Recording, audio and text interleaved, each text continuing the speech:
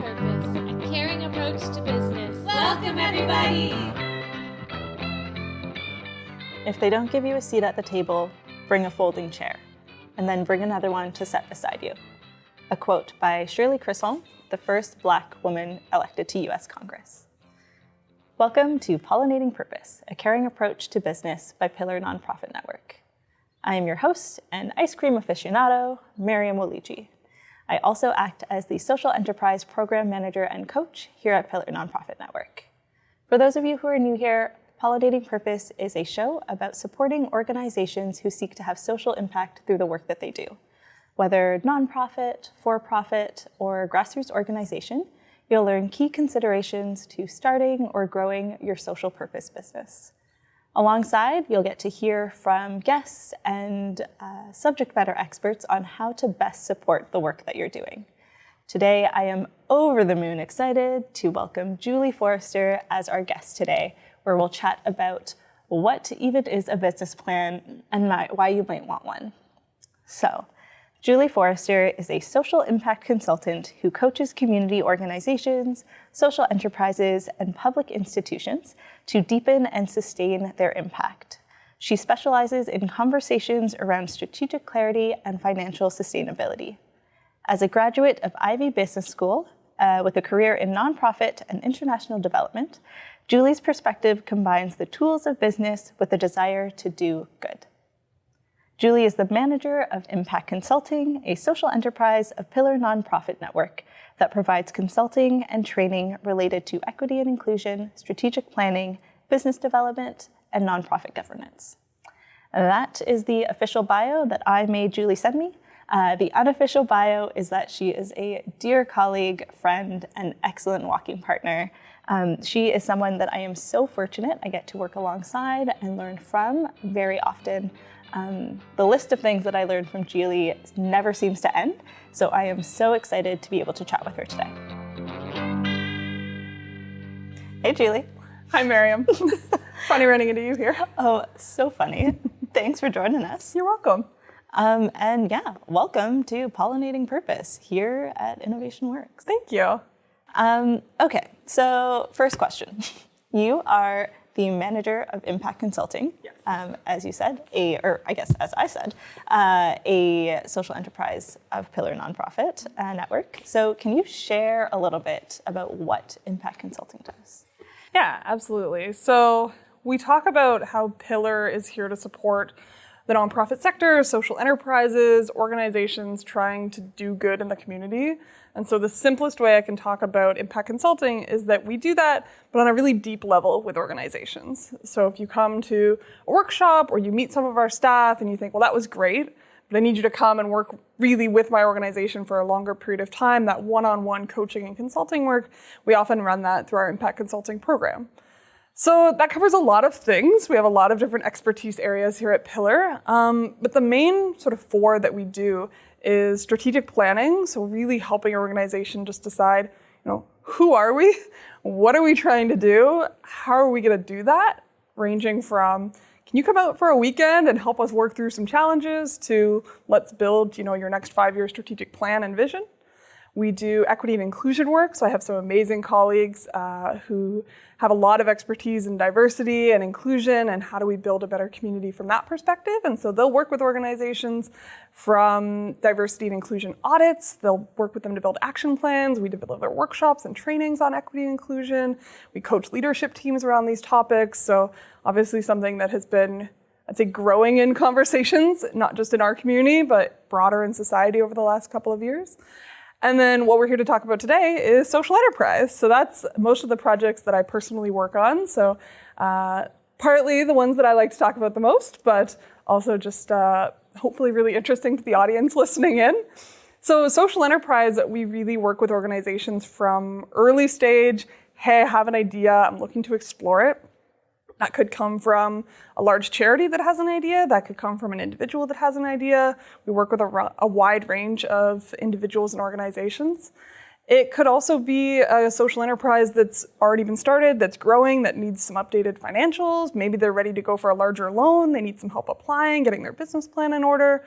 So yeah, kind of a wide range of topics, but really trying to support organizations and meet them where they're at. We really try to personalize the work that we do. We don't have a lot of, here's our package, here's our tools, let's walk you through those steps. It's really, what are you trying to achieve? Can we help you? If we're not the right people to help you, we're very open and honest about telling you that as well, trying to get you somebody else in our network that can help. So that's the benefit, I would say, of impact consulting being part of the broader Pillar network, is that if we're not the right fit, or maybe it's a yes and situation, we also have 600 member organizations who include coaches, consultants, nonprofit partners that we're able to connect you with as well.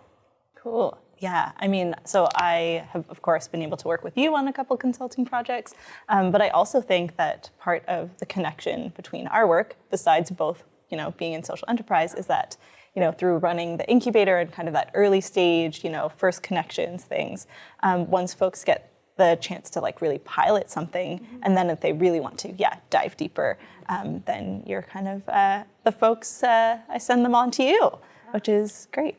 It means I get to work with you a lot. Which is nice.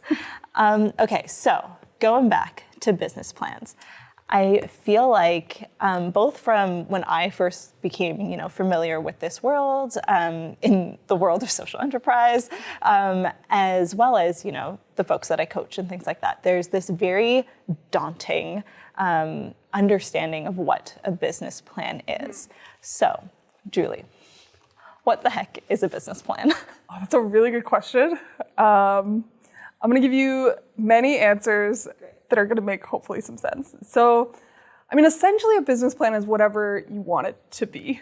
In my estimation, a business plan certainly does not need to be a 20-page document that you hand over to, a business advisor and get a ton of feedback on, and, make sure your appendices are all right and you've sourced all of your documents. And I say that as someone who writes those on a regular basis. So you may get to a point where you need something like that, and we can talk a little bit about, how do you decide when you need something like that? But it could just be like the back of a napkin, jot notes. I use fun, colorful Post-it notes with all of my clients. You do too. They're falling out of my purse at any given moment, because that can also be a business plan. It doesn't have to be as formal. It can be really whatever speaks to you. I worked with clients, particularly who are more creative, who are like, my business plan is this vision board. That's where I'm starting. Here, it's a collage that I made, and let me explain my business to you through this visual representation. And so, to me, a business plan is a representation of what you're trying to do and what you're trying to accomplish in the world. Yes, there are pieces of that can be helpful. So we can talk a little bit about, financials and, marketing plans that might not show up in a visual collage, but they might. There might be conversation that can be started through a visual representation. It could be you doing an audio recording to talk about, here are the steps of my business, because it can be just for you to plan out what you're trying to do. Yeah, I think, that captures it so well, is like a business plan is what you need it to be. Yes. And it's that it can be that formal document that you need to offer to a funder, because, if you're asking for a large sum of money, they'll ask for something like that. But if you're starting out, it can really just be like a guiding, living document that changes as your idea evolves, which I think is such an important piece as well, is that a business plan doesn't need to, and often shouldn't, be static. No, I'd say it never really. There's certainly, you may have a moment in time where you create a document that you're sending to someone, and for them it may seem static because, they're giving you money or they're partnering with you, and there's a moment in time where that happens. But that document isn't going to be useful for you if it just sits on a shelf and you never look at it again and you never change it. So if it's something that works for you, if it's something you built in, like I've seen people build out business plans in Asana, like an online tool where you can kind of just put in your to-dos, and they've built a business plan using a tool like that. Something that's going to be useful. And I always say too, every business plan is wrong. No business plan is ever accurate to what you're actually going to do and what you're going to accomplish. It's really about creating hypotheticals, testing out those hypotheticals, and then updating the plan. So it should be constantly changing. Yeah. And for clarity, a business plan is never correct because it's always based on assumptions. Yeah. Yeah, it's not based on fact until you can actually do the thing. Yeah, I think that's such an important thing to remember. I don't think there's very many entrepreneurs who looked back 3 years in and thought, wow, everything I wrote in that business plan is exactly how my business is now. Isn't that really helpful? I don't think, if it happens, let me know, but I don't think it happens very often. We had Jacob Damstra from Urban Roots on the last episode, and I was looking at our old business plan not too long ago, and I was like, "Oof, this is pretty different from where we are now," which is just how it goes, you know. And I did some of the coaching on that, so I'm like, I can tell you it was not, you know, where you are now. Yeah. Okay, so talking about a business plan, talking about the first steps to a business plan. If you're coaching someone who is in that starting out stage, what do you encourage as the first steps to starting a business plan? Yeah, absolutely. Well, there's a couple things. So I'll give a pretty practical tool that I like to use, and then I'll also talk a little bit more about, kind of the why you're building it out. So there's a very practical tool. It's called a business model canvas. There's many versions of it. So there's sort of a classic, if you Google business model canvas, you'll get a version that is sort of the originating version. It's literally a one-page. It's got a bunch of sections on it in squares. Looks like a little sort of collage. And the intention is that you pretty much point form out your business plan on one page. So rather than starting with a template, because you can go online and you can Google business plan and you'll get many, many templates with sections and questions, and it's 10 to 20 pages. Personally, I find that really intimidating. I think a lot of people find that very intimidating. So I wouldn't necessarily recommend for someone that's where they start. I think it's a little like trying to write a book without a plot and your characters sort of figured out in advance. Reminds me of going back to high school and when they teach you how to write essay outlines, this is the essay outline of a business plan. So it's the skeleton, it's just the foundations, and it's meant to be pretty easy. In theory, you can do your first one in a few hours and just write out, to the best of your ability, your assumptions about what your business might be. What do you think your pricing could be? Just make a guess. Who do you think your customers are? If you already know, so you might already be a couple years into your business, you might be able to fill it out pretty easily. You might be just starting. You might have some big, highlighted question marks on it, and that's okay. But it at least gives you a sense, well, first off, it gives you a sense of if there are any sections you really couldn't fill out and you had no idea, well, that's a good place to, do some more thinking, do some research, maybe test some ideas. How do I market this? Well, I don't know, try some things out, see what works, and then you can build your business plan and your model from there. But it's also just really easy to change. So we talked about when you're starting out, when I do a business model canvas, I literally do it with Post-its because it's really easy to take a Post-it, crumple it, throw it away, put a different Post-it, and see how that might impact your ideas. It's a lot harder to actually change a product, a marketing channel, or something once you've tried to do it. So that idea of just kind of testing it out, look at a business model canvas, that to me is a really helpful pre-business plan tool to just kind of frame out the idea of what you're thinking and or where your business is at now. Maybe it's where your business wants to be in 5 years. It's not just a tool for startups. It's certainly a tool for everybody. And then from there you can, find a template or find, what is the final document that I think is going to be useful for me. I always come back to that useful, because if it's just for you, a business model canvas might be what you need right now. Having kind of your vision laid out in that way, that might be really useful. Or, you're a few years in, maybe you need to start thinking about, what are my financials? What sales goals am I trying to hit? Maybe you need an Excel sheet, and there's some good templates out there for that. Or, as you said earlier, you might be sending this to a funder, a bank. I wish that I could go to the bank with a vision board and they would give me a bunch of money. I think that'd be really nice. They might have some more questions. So really in that case, a business plan is just trying to answer the questions before they ask them. So if you talk to the person requesting the business plan, if you have a specific use for it, what do they want to know? Yeah. They might give you a template. They might just kind of tell you, hey, this is what we generally ask. This is what we expect to see in it. And so then you can think a little bit more, do I need a formal version of this? Either to communicate externally. I also find business plans are really useful to communicate internally.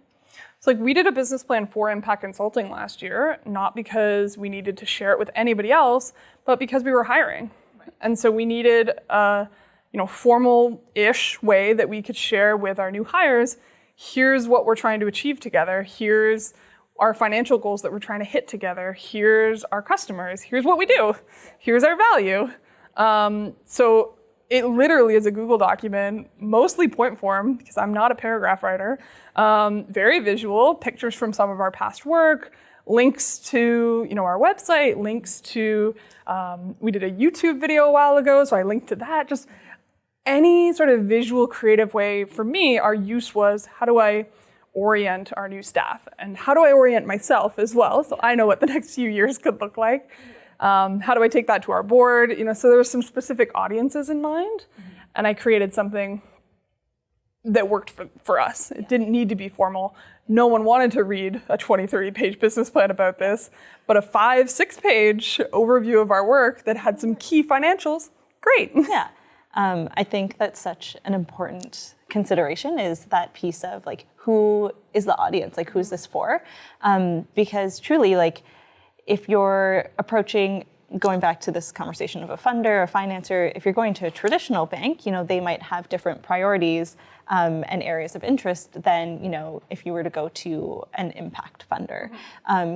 There's different things that they'll care about. So being aware of, what those priorities are, or like what is the outcome that you're hoping to have from this business plan, helps you kind of develop it and make it, again, useful. Yeah. Okay, so we've talked about kind of those first steps.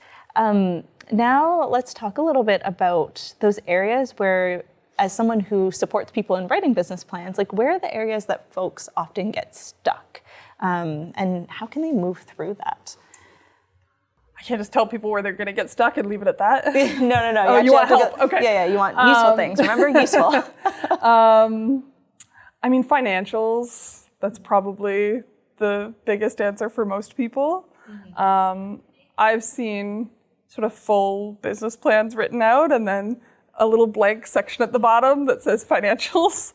Or people come in with, it was really easy for me to write out what I'm trying to achieve in the world and what my product and service idea is, and here's why I think customers will love it, and here's who my customers are. I think we could come up with an idea right now and probably write some fun, that would be interesting. Yeah. Numbers aren't as interesting for a lot of folks. So it often is the thing that people want to do last.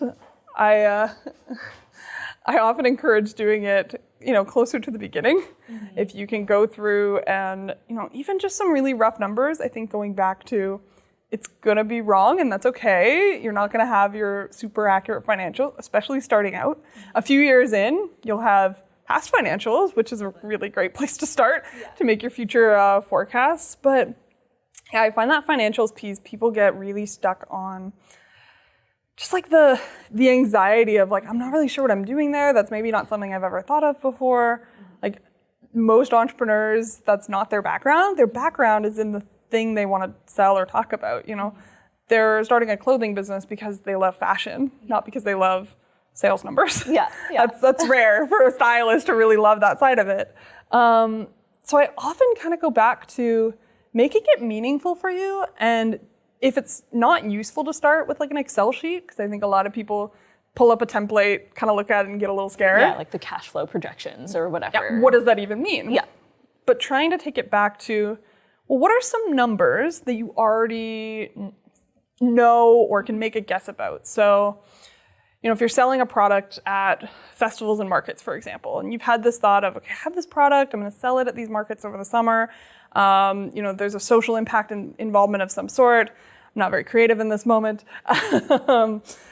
But, okay, well, how do I figure out how much money I'm going to make on that? Yeah. We'll just go back to what are some things you already know? Okay, well, how many markets are there over the summer? And realistically, how many do I want to do? How many weekends do I have free for this? How many do I want to do?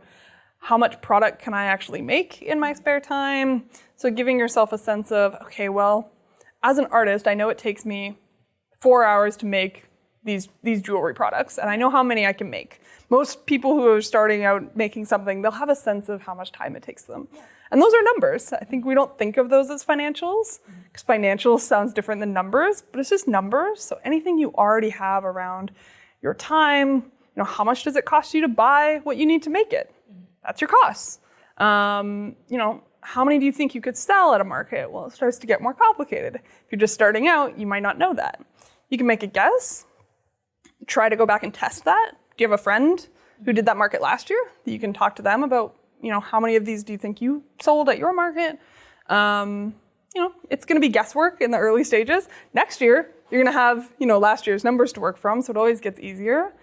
But going back to like meaningful numbers, and that might mean writing it out in a paragraph. I've done that with folks where instead of just putting the number down, it's actually easier for them to write out a paragraph that says, describing it rather than, 10 markets, 7, and it looks like you're doing math. Whereas you write a paragraph that says, I'm going to go to 7 markets this summer. I think I could sell this. Like the numbers start to mean something more. Yeah. So I often, if I find someone who's struggling with that number side, just try to just put the Excel sheet away and just have a conversation about your business with someone. Have them ask you some questions about the numbers. You're probably going to have more answers than what you think. Yeah.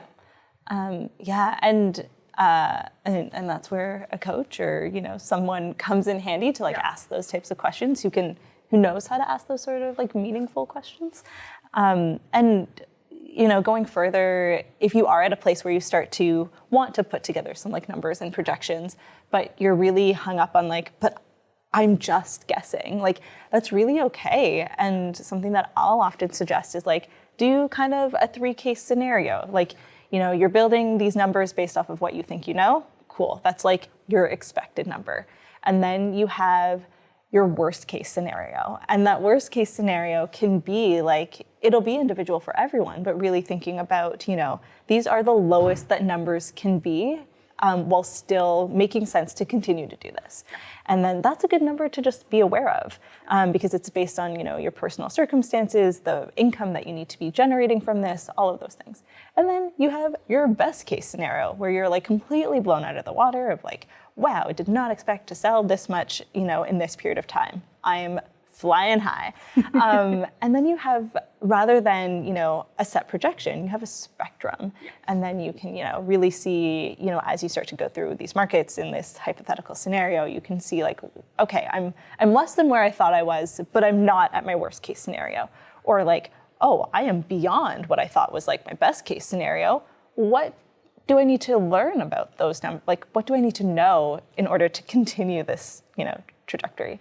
And I find that can be a really, really helpful way to approach those big, scary numbers. Yeah, definitely scenarios. And scenarios based on, what's going to make the biggest difference and what's most likely to change. Yeah. So you can kind of, even if you make a list of, okay, what are the things that, would really, mess me up if they changed, and make a list of the things that are, maybe most likely to change. And if there's a couple things that are on that list, those are the things to really keep an eye out for. Yeah. If you're building a space, there's going to be some delays. There's going to be some numbers, and those things can be pricey. So just being aware of what are your inputs of cost. What are the things that you're spending money on? Yeah. Mm-hmm. Cool. Thank you. Okay. And as we start to think about building out that business plan, they have their ideas, they have their canvas started.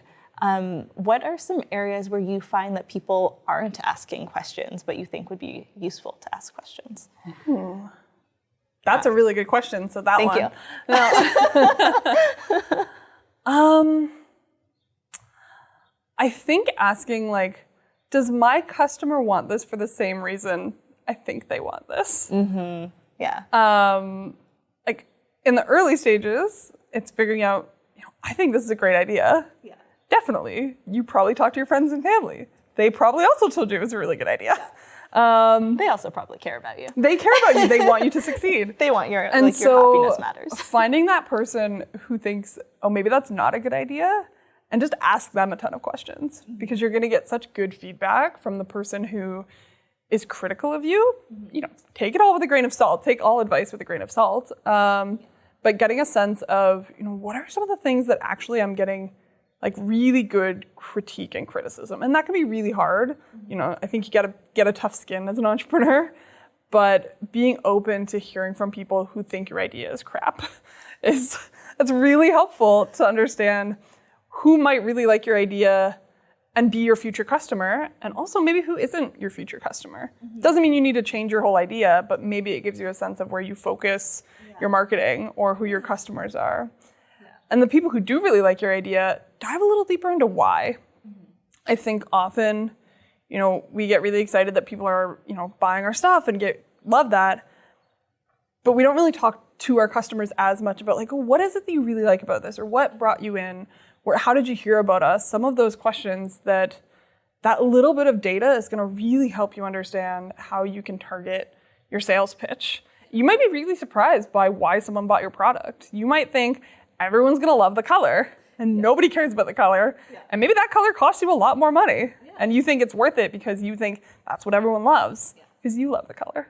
And so getting to know really what is it that my customers are valuing in the work that I'm doing. Yeah, that is a very good point. Okay, so as we're wrapping up our time together, can you share with the folks at home where they can learn more about impact consulting, the work that you're doing? If they want to reach out to you, how can they find you? Yeah, absolutely. Well, please do reach out. I love these types of conversations. I love hearing from people who are early stage to late stage thinking about their social enterprise, growing their social enterprise. We work at Pillar with individuals, we work with nonprofits, we work with public institutions that are thinking about revenue generation differently. So if you're not sure if you should reach out, please do. You'll likely get in touch with either Miriam or myself. So if you're unsure and you're just trying to navigate Pillar services, on our website, pillarnonprofit.ca/social enterprise. That is correct. Thank you.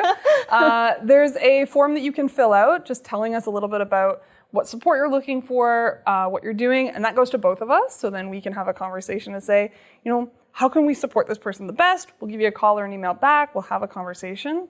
If you have already done some discovery with yourself, you're looking for a specific tool or resource, you'd like some consulting services, you want to dive a little further, always feel free to email me as well. So my email, it'll probably be wherever the podcast is as well. But J Forrester, so JFORRESTER @pillarnonprofit.ca. You can always shoot me an email. I'd love to get in touch, direct you to a resource.